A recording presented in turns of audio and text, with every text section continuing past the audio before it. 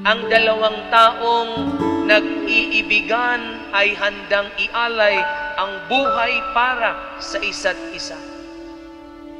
Kaya nga kung hanapin ninyo ang kahulugan nitong pag-iisa, sabi sa Ebanghelyo ni San Marcos, ang pinagsama ng Diyos ay huwag paghiwalayin ng tao.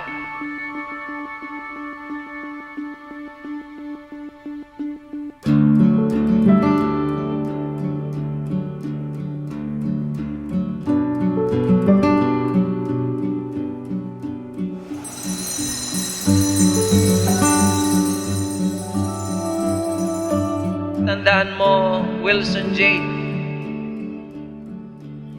kay Mary Ann lamang ang lahat-lahat.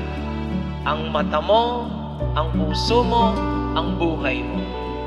Si Wilson po at saka si Mary Ann ay naniniwala sa forever.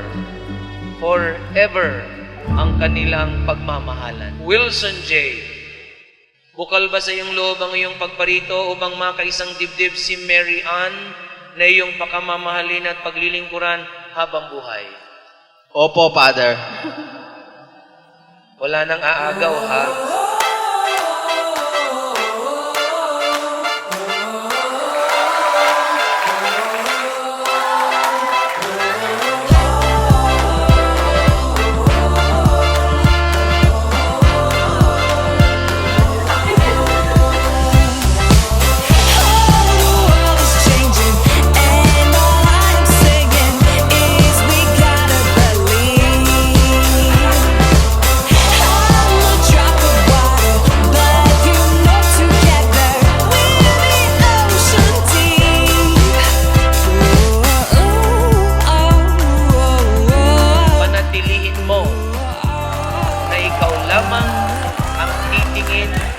Lamang ang magpapahalaga at ikaw lamang ang kanyang mahalagang taong iniharap sa dambana ng Panginoon.